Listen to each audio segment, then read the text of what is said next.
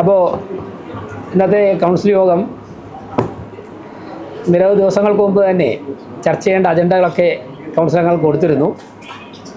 അതിനുശേഷം കൗൺസിൽ യോഗം ആരംഭിച്ചു.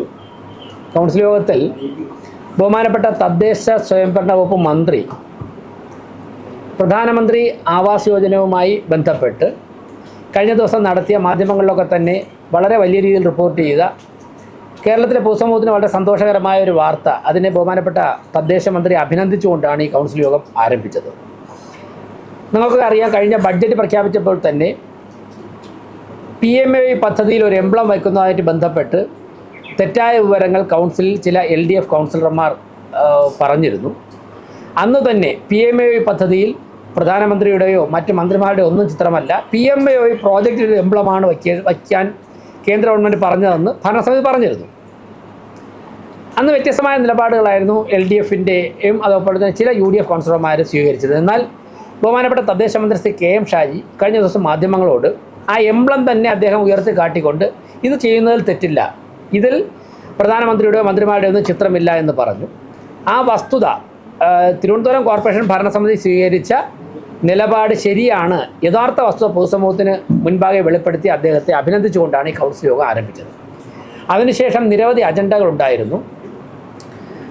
ഇവിടെ ജോലി ചെയ്യുന്ന ജീവനക്കാരുടെ മക്കളുടെയൊക്കെ തന്നെ വിവാഹം, ആ വിവാഹം നടക്കുമ്പോഴേക്കും അവർക്ക് ലോണായിട്ട് കോർപ്പറേഷനിൽ നിന്നും പണം കൊടുക്കാം, അവർ തിരിച്ചടയ്ക്കും, പലിശ കുറവാണത്. അപ്പോൾ അങ്ങനെയുള്ള നിരവധി കാര്യങ്ങളുണ്ടായിരുന്നു. അതോടൊപ്പം തന്നെ ക്ഷേമ പെൻഷൻ, ഇങ്ങനെ നിരവധി കാര്യങ്ങൾ, റോഡ് പണിയുക, ഇതൊക്കെ ഉണ്ടായിരുന്നു. ഈ വിഷയങ്ങൾ നമുക്ക് ചർച്ച ചെയ്യണം, വ്യത്യാസം വരുത്തേണ്ട കാര്യങ്ങൾ വ്യത്യാസം വരുത്തണം എന്ന് ആവശ്യപ്പെട്ടിരുന്നു. അവർ ആ സമയത്തൊക്കെ തന്നെ മുദ്രാവാക്യം വിളിച്ചതിനെ തടസ്സപ്പെടുത്താൻ വേണ്ടി പറഞ്ഞിരുന്നു. പലതവണ പറഞ്ഞു, ഒടുവിൽ 3 തവണ വീണ്ടും നമുക്ക് ഇക്കാര്യങ്ങളുമായി മുന്നോട്ട് പോകണമെന്ന് പറഞ്ഞു, ചർച്ച ചെയ്യുവാൻ മുന്നോട്ട് പോകണം, അതിനുശേഷം ഏത് വിഷയം വേണമെങ്കിലും ചർച്ച ചെയ്യാം എന്ന നിലപാടാണ് ഭരണസമിതി സ്വീകരിച്ചത്. പക്ഷേ ദൗർഭാഗ്യമെന്ന് പറയട്ടെ, അത്തരത്തിലൊരു കൗൺസിൽ യോഗം മുഴുവനായി ബഹളമയമായിട്ട് കൗൺസിൽ നടത്തിക്കൊണ്ടുപോകാനുള്ള ബുദ്ധിമുട്ടുള്ളപ്പോഴാണ് അജണ്ടകൾ പാസ്സാക്കി കൗൺസിൽ യോഗം പിരിയേണ്ട ഒരു സാഹചര്യമുണ്ടായത്. അതിനുശേഷം സാധാരണ നമുക്കറിയാം, ഇങ്ങനെയൊക്കെയുള്ള സാഹചര്യങ്ങൾ വിവിധ രാഷ്ട്രീയ പാർട്ടിയെ പ്രതിനിധീകരിച്ച് വരുന്ന കൗൺസിലർമാരൊക്കെ തന്നെ ചില മുദ്രാവാക്യങ്ങൾ വിളിക്കാറുണ്ട്, കൗൺസിൽ ഹാളിലോട്ട് പോകാറൊക്കെ ഉണ്ട്. പക്ഷേ ദൗർഭാഗ്യകരമായ കാര്യങ്ങൾ നടന്നിട്ടുണ്ട്, അങ്ങനെ സംഭവിക്കാൻ പാടില്ലായിരുന്നു. നഗരസഭയിൽ നിന്ന് ഒരു നേർക്കുന്ന കയ്യാങ്കളി അല്ലെങ്കിൽ ഒരു സംഘർഷം എന്ന രീതിയിലേക്ക് അവസാന ഘട്ടത്തിലേക്ക് പോയി. അതായത് ഒരു അറ്റൻഡൻസ് ബുക്കിന്റെ പേരിൽ 2 വിഭാഗത്തെ കൗൺസിലർമാർ ഏറ്റുമുട്ടുകയായിരുന്നു. അതിൽ BJP കൗൺസിലർ ഷർട്ടടക്കം കീറി വനിതാ കൗൺസിലർമാരെ, UDFന്റെ വനിതാ കൗൺസിലർമാരെ BJP കൗൺസിലർമാർ ആക്രമിച്ചു എന്ന് ആരോപണം വരുന്നുണ്ട്. ഞാൻ റൂമിൽ വന്നതിന് ശേഷമുള്ള മാധ്യമങ്ങളിൽ വന്ന വാർത്തയുടെ അടിസ്ഥാനത്തിൽ, ചിത്രങ്ങളുടെ അടിസ്ഥാനത്തിലാണ് ചില കാര്യങ്ങൾ മനസ്സിലാക്കിയത്. പിന്നെ നമ്മുടെ പാർലമെന്റ് പാർട്ടി ലീഡർ ത്തിലുണ്ട്, അദ്ദേഹത്തോടും അതോടെ തന്നെ കൗൺസിൽ ഉണ്ടായിരുന്ന ആൾക്കാരോടും സംസാരിക്കുകയും ചെയ്തു. ഓരോ മാധ്യമങ്ങളിലും ഓരോ തരത്തിലാണ് വാർത്ത വരുന്നത്, വിഷ്വൽസ് വരുന്നത്. എന്തായാലും ഞാൻ മനസ്സിലാക്കിയ അനുസരിച്ച് ഇപ്പോൾ നമുക്ക് കൗൺസിൽ യോഗത്തിൽ പങ്കെടുക്കുന്നവർക്ക് അറ്റൻഡൻസ് രജിസ്റ്റർ നമ്മുടെ മുമ്പിലെത്തിക്കും. സാധാരണ കൗൺസിൽ യോഗം അവസാനിക്കുന്നതിന് മുമ്പ്, പെട്ടെന്നൊക്കെ അവസാനിക്കുന്നതിന് മുമ്പ് ഒപ്പിട്ട് തീർന്നില്ലെങ്കിൽ കുറച്ച് സമയം കൂടി അവരുടെ ഒപ്പിടാൻ കൊടുക്കാറുണ്ട്. അല്ലെങ്കിൽ മേയർ സെക്ഷനിൽ അറ്റൻഡൻസ് രജിസ്റ്റർ ഉണ്ടാവും, അവിടെ വന്ന് അന്ന് യോഗത്തിൽ പങ്കെടുത്ത എല്ലാവർക്കും ഒപ്പിടാം. ഞങ്ങൾ അതിലൊന്നും സ്ട്രിക്റ്റായിട്ട് ഒപ്പിടാൻ പാടില്ല, അങ്ങനെയുള്ള നിലപാടൊന്നും എടുക്കാൻ പാടില്ല, എടുത്തിട്ടുമില്ല. അപ്പോൾ ഞാൻ അവിടെ കണ്ട, ഒരിക്കലും ഒരു കൗൺസിലിനകത്തിൽ നടക്കാൻ പാടില്ലാത്തൊരു കാര്യം അവിടെ കണ്ടത്, അറ്റൻഡൻസ് രജിസ്റ്റർ ഒരു കൗൺസിൽ അംഗത്തിന് ഒപ്പിടാൻ കൊടുത്താൽ അദ്ദേഹം ഒപ്പിട്ടിട്ട് അത് കൊടുത്ത ഉദ്യോഗസ്ഥൻ്റെ കയ്യിൽ അല്ലെങ്കിൽ ജീവനക്കാരുടെ കയ്യിൽ തിരിച്ചേൽപ്പിക്കണം, അല്ലെങ്കിൽ അടുത്ത കൗൺസിലർക്ക് ഒപ്പിട്ട് ഞാൻ പാസ് ചെയ്യണം. ഇപ്പോൾ അവിടെ ഒരു വലിയൊരു പ്രദർശനം നടന്നു. ഈ അറ്റൻഡൻസ് രജിസ്റ്റർ ഒരിക്കലും രഹസ്യ വസ്തുവല്ല. ഇന്നലെ ഇപ്പോൾ എന്നെ കണ്ട എല്ലാ മാധ്യമപ്രവർത്തകരോടും ഞാൻ പറഞ്ഞു, നിങ്ങൾക്ക് ആർക്ക് വേണമെങ്കിലും പരിശോധിക്കാം, നിങ്ങളൊരു അപേക്ഷ കൊടുത്തു കഴിഞ്ഞാൽ എൻ്റെ സർട്ടിഫിക്കറ്റ് കോപ്പി കിട്ടും. അതിനിടയിൽ ഞാൻ മനസ്സിലാക്കിയത്, ആ അറ്റൻഡൻസ് രജിസ്റ്ററിൻ്റെ ചില പേജുകൾ നശിപ്പിക്കാനുള്ള ഒരു ശ്രമം നടന്നിരുന്നു.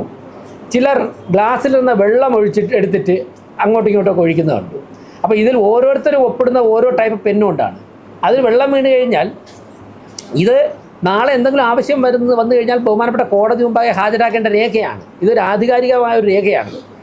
അപ്പോൾ അത് എൻ്റെ കയ്യിൽ ഒപ്പിടാൻ ലഭിച്ചു കഴിഞ്ഞാൽ ഞാൻ ഒപ്പിടുക, ഒന്നുകിൽ ഉദ്യോഗസ്ഥരെ തിരിച്ചു കൊടുക്കുക, അല്ലെങ്കിൽ അടുത്ത ഒപ്പിടാൻ്റെ ആളുടെ കൊടുക്കുക. അതാണല്ലോ ജനാധിപത്യത്തിൽ മര്യാദ. അല്ലാതെ ആ അറ്റൻഡൻസ് രജിസ്റ്ററിനെ കൊടുക്കില്ല, മറ്റാർക്കും ഒപ്പിടാൻ കൊടുക്കില്ല എന്ന് വച്ചിരിക്കുകയും അതിന് ഡാമേജ് വരുത്തുന്ന രീതിയിലുള്ള നിലപാട് സ്വീകരിക്കുന്നത് അത് ഒരിക്കലും തന്നെ പ്രോത്സാഹിപ്പിക്കാൻ സാധിക്കില്ല. അപ്പോൾ അങ്ങനെയുള്ള ചില ദൗർഭാഗ്യകരമായ കാര്യങ്ങളുണ്ടായി. ആ സമയം എഡ്യൂക്കേഷൻ സ്റ്റാൻഡിംഗ് കമ്മിറ്റി ചെയർമാൻ ഇത് കണ്ട് രജിസ്റ്റർ നശിക്കരുത് എന്നുള്ള ഉദ്ദേശത്തോടുകൂടി അദ്ദേഹം ആ രജിസ്റ്റർ ചോദിക്കുന്ന സാഹചര്യം ഉണ്ടായി. അപ്പോഴാണ് പരസ്പരം ഒരു കയ്യേറ്റം ചെയ്യുന്ന നിലപാടൊക്കെ സ്വീകരിച്ചത്. എന്തായാലും എഡ്യൂക്കേഷൻ സ്റ്റാൻഡിംഗ് കമ്മിറ്റി ചെയർമാൻ അതിനുമായിട്ട് നേരിട്ട് സംസാരിച്ചു. മറ്റുള്ള ആൾക്കാരുമായിട്ട് സംസാരിക്കാൻ പറ്റിയില്ല. ചെയർമാൻ്റെ നെഞ്ച് വേദന ഉണ്ടെന്ന് പറഞ്ഞ് അദ്ദേഹത്തിൻ്റെ ഷർട്ട് കീറിയിട്ടുണ്ട്. ഇപ്പോൾ ഹോസ്പിറ്റലിലേക്ക് പോയിരിക്കുകയാണ്. അപ്പോൾ അദ്ദേഹത്തോട് ചോദിച്ചപ്പോൾ പറഞ്ഞത് അറ്റൻഡൻസ് രജിസ്റ്റർ നശിപ്പിക്കുവാൻ വേണ്ടി ചില പേജുകൾ കീറിയെടുക്കുവാനും അതിൽ വെള്ളം ഒഴിക്കുവാനും നടത്തിയ ശ്രമത്തിനിടെ അറ്റൻഡൻസ് രജിസ്റ്റർ തിരിച്ചു ചോദിച്ചു. അത് വാങ്ങിച്ചപ്പോഴാണ് അദ്ദേഹത്തിൻ്റെ ഷർട്ട് കീറിയത്, അദ്ദേഹത്തിന് മർദ്ദനമേറ്റതെന്നാണ് പറഞ്ഞത്. ഒരിക്കലും അറ്റൻഡൻസ് രജിസ്റ്റർ നശിപ്പിക്കുവാനുള്ള ശ്രമം ആര് നടത്തിയാലും അതിനൊരിക്കലും അംഗീകരിക്കാൻ സാധിക്കില്ല. അത് പറഞ്ഞിട്ടുണ്ട്. അത് വിഷ്വൽസിൽ വന്നുകൊണ്ടിരിക്കുകയാണ്. ഞാനത് മുഴുവൻ മനസ്സിലാക്കിയതിന് ശേഷം പറയാം.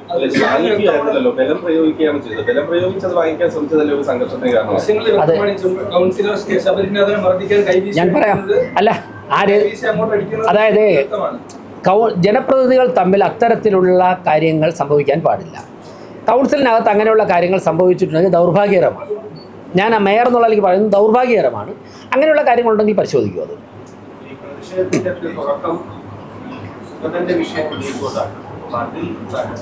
അല്ല, അതിൽ ഞാൻ ഡൽഹിയിൽ വെച്ച് അന്ന് പറഞ്ഞ നിലപാട് തന്നെയാണ്. അക്കാര്യത്തിൽ അദ്ദേഹത്തെ കസ്റ്റഡിയിലെടുത്തതിൻ്റെ പിറ്റേ ദിവസം രാവിലെ ഡൽഹിയിൽ വെച്ച് എന്ത് നിലപാടാണോ പറഞ്ഞത് ആ നിലപാടിൽ തന്നെയാണ് മേയർ എന്നുള്ള നിലയ്ക്ക് ഇപ്പോഴും നിൽക്കുന്നത്. മറ്റൊന്ന്, ശ്രീ രാജീവ് ചന്ദ്രശേഖരൻ, കരമന ജയൻ ഉൾപ്പെടെയുള്ള നേതാക്കന്മാർ പാർട്ടിയുടെ നിലപാട് പറഞ്ഞു കഴിഞ്ഞു. നിലപാട് ഓരോ ദിവസം മാറേണ്ട ആവശ്യമില്ല.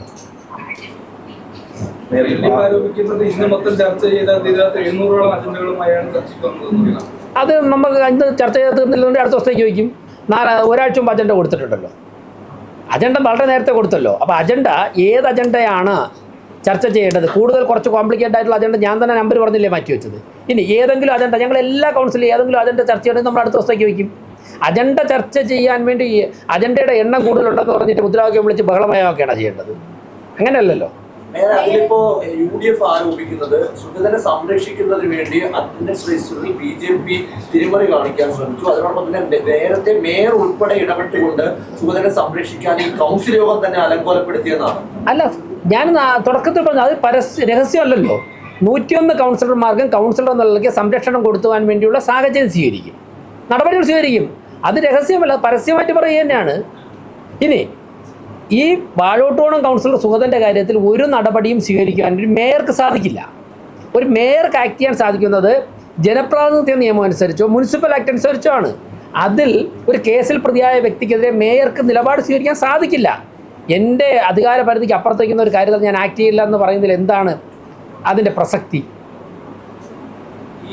പിന്നെ ഈ അറ്റൻഡൻസ് രജിസ്റ്ററിൻ്റെ കാര്യം പറഞ്ഞില്ലേ, അത് ആവർത്തിച്ച് നിങ്ങൾ ചിലർ അറിഞ്ഞില്ല എന്ന് രാഷ്ട്രീയ നേതാക്കന്മാർ നടിക്കുന്നത് മനസ്സിലാക്കാം. മാധ്യമപ്രവർത്തകർ അങ്ങനെ ചെയ്യാൻ പാടില്ല.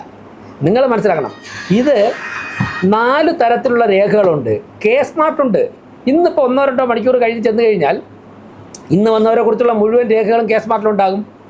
അതുപോലെ തന്നെ വിഷ്വൽസ് ഉണ്ട്, വീഡിയോ ഉണ്ട്, പിന്നെ ഫോട്ടോ ഉണ്ട്, ഡേറ്റഡ് ഫോട്ടോ ഉണ്ട്. മറ്റൊന്ന്, ഈ കഴിഞ്ഞ 3-4 മാസത്തിലെ കൗൺസിലിലെ നിങ്ങളുടെ വിഷ്വൽസ് തന്നെ നോക്കിക്കഴിഞ്ഞാൽ അതിൽ സുഗതൻ വന്നിട്ടുണ്ടോ നിങ്ങൾക്ക് തന്നെ അറിയാൻ പറ്റുമല്ലോ. ഏപ്രിൽ, മെയ്, ജൂൺ ഈ മാസങ്ങളിൽ, അല്ലെങ്കിൽ മാർച്ച് ഈ മാസങ്ങളിലൊക്കെ സുഗതൻ ഹാജരായിട്ടുണ്ടല്ലോ. നിങ്ങൾക്ക് തന്നെ വിഷ്വൽസ് കാണുമല്ലോ. അതെങ്ങനെ ഒരു സ്റ്റാക്ക് നശിപ്പിക്കുക? ഇങ്ങനെയുള്ള വില കുറഞ്ഞ ആരോപണങ്ങൾ നടത്തരുത്. ഇന്ന് പങ്കെടുത്ത കൗൺസിലർമാർക്ക് അവിടെ വച്ച് അപ്പോൾ തന്നെ ജീവനക്കാരൻ കൊടുത്ത ഫോഴ്സിൽ, ആ ജീവനക്കാരനൂടെ ഉണ്ട്, ഞാനത് കഴിഞ്ഞ് സംസാരിക്കാം എന്താ സംഭവിച്ചതെന്ന്. ആ ജീവനക്കാരനൂടെ ഉണ്ട്. അതിപ്പോൾ ഒരു പാവപ്പെട്ട ജീവനക്കാരൻ, ആ ജീവനക്കാരൻ കൊടുത്ത സാഹചര്യം വെച്ച് അത് ഒപ്പിട്ട് അടുത്ത ആളിന് ഹാൻഡ് ഓവർ ചെയ്തിരുന്നെങ്കിൽ എല്ലാവർക്കും ഒപ്പിടാൻ സാധിക്കുമായിരുന്നു. അതിന് പകരം ഈ രജിസ്റ്റർ ഇവിടെ എന്തൊക്കെയോ പ്രതിസന്ധികളുണ്ട് എന്ന്, അത് എനിക്ക് തോന്നുന്നു സ്വന്തം പ്രസക്തിയും സാന്നിധ്യവും അറിയിക്കുവാൻ വേണ്ടി ആയിരിക്കാം. ഇങ്ങനെയുള്ള ഷോ ഓഫിൻ്റെയൊക്കെ കാര്യമുണ്ടോ? ഏത് മാധ്യമപ്രവർത്തകർക്കും ഇതൊരു പബ്ലിക് ഡൊമൈനിലുള്ള സാധനമല്ലേ. ഒരു പെറ്റീഷൻ ഫയൽ ചെയ്ത് കഴിഞ്ഞാൽ ഉടൻ തന്നെ അതിൻ്റെ ഫോട്ടോ കോപ്പി കിട്ടില്ല, സർട്ടിഫൈഡ് കോപ്പി. അതിന് പകരം മറ്റുള്ളവർ ഒപ്പിട്ടുകൊണ്ട് നിൽക്കുമ്പോഴേക്കും അതിനെ എടുത്ത് എന്തോ കണ്ടുപിടിച്ചതുപോലെ ഒരു പബ്ലിക് ഡോക്യുമെൻ്റ് അതിനെല്ലോ കണ്ടുപിടിച്ചതുപോലെ എടുത്ത് പ്രദർശിപ്പിച്ച് കാണിക്കുക, മറ്റുള്ള ആർക്കും ഒപ്പിടാൻ സാധിക്കാത്ത സാഹചര്യം ഉണ്ടാവുക. അതിനിടയിൽ ഗ്ലാസ്സിൽ കുടിക്കാൻ കൊടുത്ത വെള്ളം എടുത്ത് ഒഴിക്കുക, ചൂടുവെള്ളം വെള്ളം എടുത്ത് ഒഴിക്കുക. അപ്പം സ്വാഭാവികമായിട്ടും മഷി പടർന്നു പോയില്ലേ. അതിൽ 1-2 പേജുകൾ കീറിയിട്ടുണ്ട്.